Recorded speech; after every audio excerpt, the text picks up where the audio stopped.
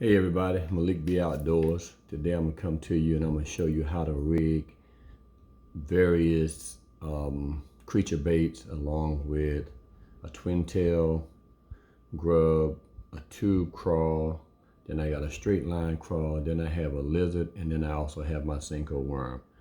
I also have a 3/0 hook, a 2/0, a 4/0, and a 5. So again, this is my 2, this is my 3, this is my 4, and this is my 5. I use different hooks, but most of the time, based on the size of my bait, I'm always using a 5/0 hook.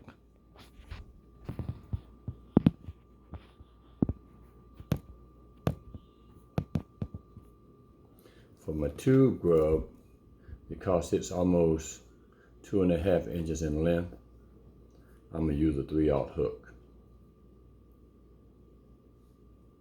I'm gonna separate the top up here of what I would call these small little tentacles. I'm gonna insert my hook halfway down and through, just till the top of the hook touches flush with the bait, and then I'm gonna bend it out like so. Once I do that, I push the hook all the way through. I'm going to pause because right here there's a bend in the hook, so I'm going to push it and twist the hook until this part is flush with my hook eye. And my eye is at the very top of the hook. So then what I got to do is find out where I want my hook to come through at. So what I would do then is, because it's like that and I wanted to run flush there, I'm going to slightly bend my tube on my twin tail grub,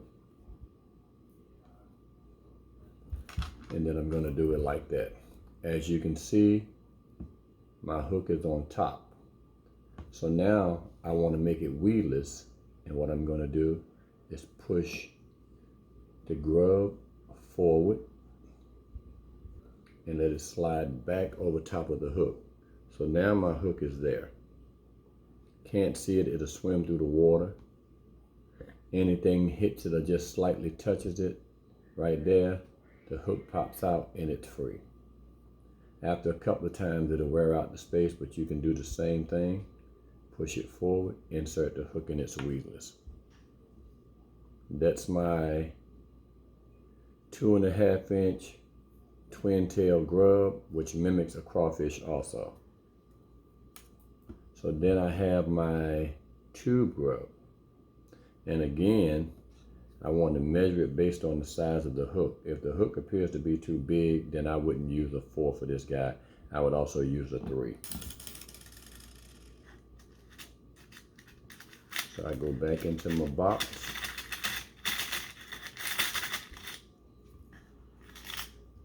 And I'll get another 3. The hookup's the same,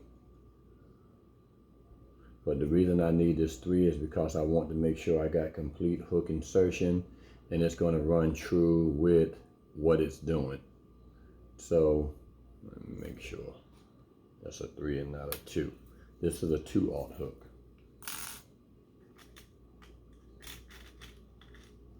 It'll work. It's just a little bit smaller. So what I'll do is the same thing. I take the hook, run it through the tube, come out through the body, like so. Push back, and again, we're gonna ride this all the way to the end. And there again, you'll see twist until it's flush. So now I'll see where I want my hook to come through the bait at. And you want your bait to be sitting straight and not balled up. So what I'll do now is I'll take my tube, I'll push it back, and look at that, right there, it's a flex tube, hollowed out on the inside. So what I'll do is I'll push it back, push my hook right through the body of the crawl, and again, it's riding straight. This guy is meant to have a sinker on the back, so when you pull the sinker, it goes up and down. The sinker goes down, the craw comes behind it. The same way I did the other one, I'm going to do this one. I'm going to skin hook it just by slightly pulling the skin back, insert it there. This is what I call, this is the Yum straight craw. Now for the Yum straight craw, I have a 5/0 hook. The hook is compatible with the size of the lure. But what I've done is I discovered using this lately, I came up with what I call the MBO rig for this one, and that will be Malik B.Outdoors, my own hookup, never seen it anywhere. But what was happening was, when I hook it like this, standard, and go through here and come out, and I'm going to show you this.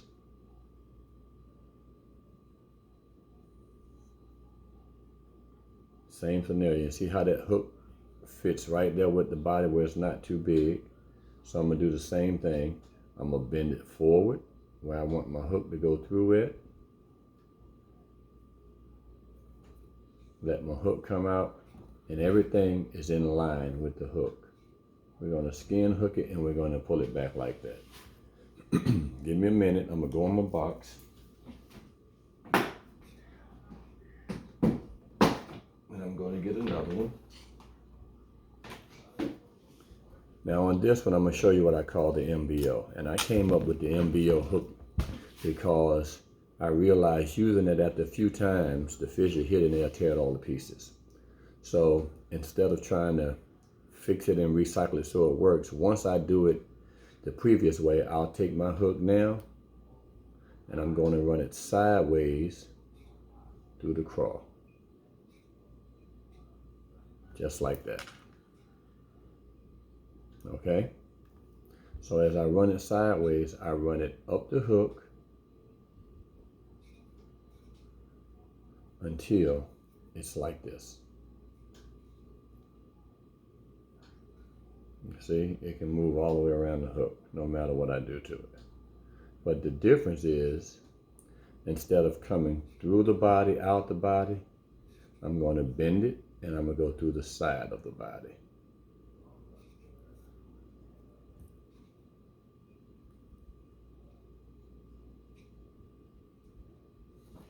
So now this is what you have where it's running through. It's going to give me the same performance as that one.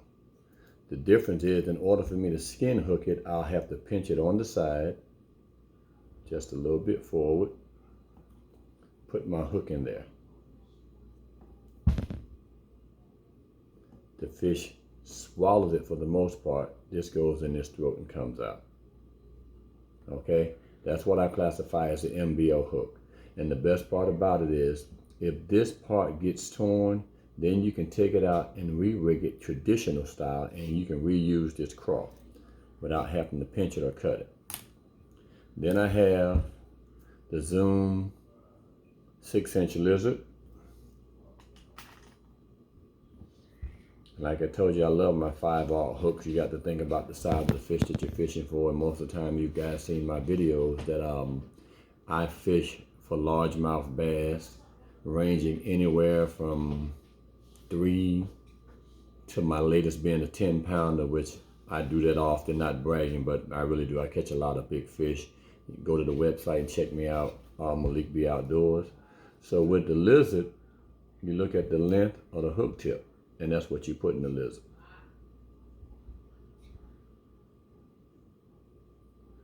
Once it goes there, you stop it and you bend the hook out. And you do the same procedure. And if you'll see here, this 5/0 hook has more spacing in between the bend of the hook. So I'm going to run that true all the way up. And here's the part that everybody gets messed up on. As this part turns, so shall the hook turn.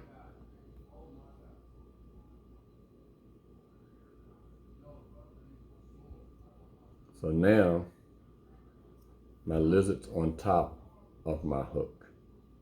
Same scenario applies. Take the lizard, push it slightly forward where you want the hook to come through at.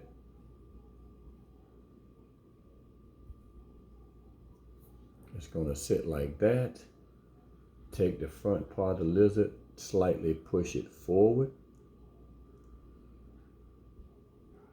The hook is inserted, which makes it weedless, which is classified as a skin hook.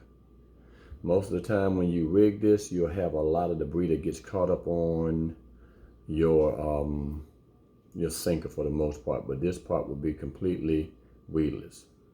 Okay, so that's showing you my twin tail grub, my tube craw, my inline craw with the MBO rig, and then I did a lizard. So now I have the Senko 4-inch. Most of these, when you buy them, there's a slit in the top for easy hook access coming through. This is the same as everything else. Don't care what type of worm you're using. If it's a twirl tail worm, this is classified as a paddle tail shad, and it also has the hook access point up here on top, you know. But everything is pretty much rigged the same way, and it takes time and practice. You know, you do it a couple of times until you get it right, and the more you do it, the better you become at it. So I'm gonna go back to my Senko, and no matter what, for me, unless the bait is too short for my hook, then I'll use a smaller hook. But for the most part, I'm hooked on these 5/0 hooks. Okay, so the same thing applies here. I'm gonna put my hook down through the top, just where the top of the hook touches the top of the worm. I'm gonna turn the hook out. Now keep in mind that my eye and my hook are turned to my right. As I go up around the hook, I turn my hook back to the left. I can't really tell if not you can see the slit that's in the worm, but I took it from being on the bottom to on top. Now what I'm going to do is take that and bend it slightly. So when my hook comes through, it comes through right there and it's straight. It's embedded in that worm groove. Same thing applies here. I'm going to take this worm, slide it forward,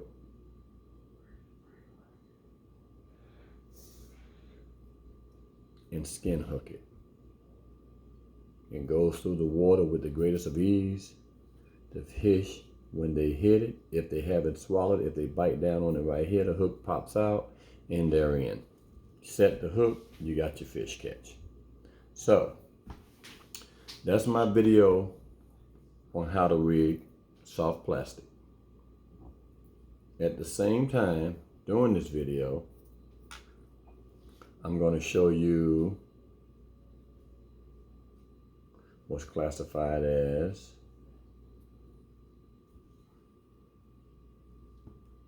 I'm going to use the lizard. This is a little simple cinch knot, I call it. You twist the bait a couple of times.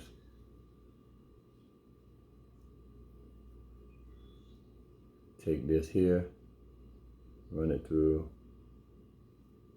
the loop. My eyes are old, people.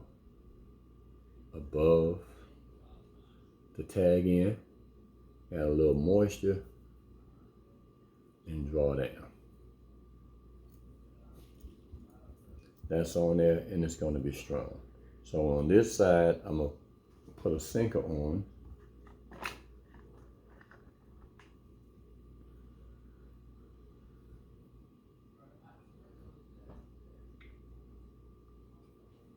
Don't do what I do. They tell you do not put lead in your mouth. So when I do that like that, and the best part about it is this is classified as a Carolina rig.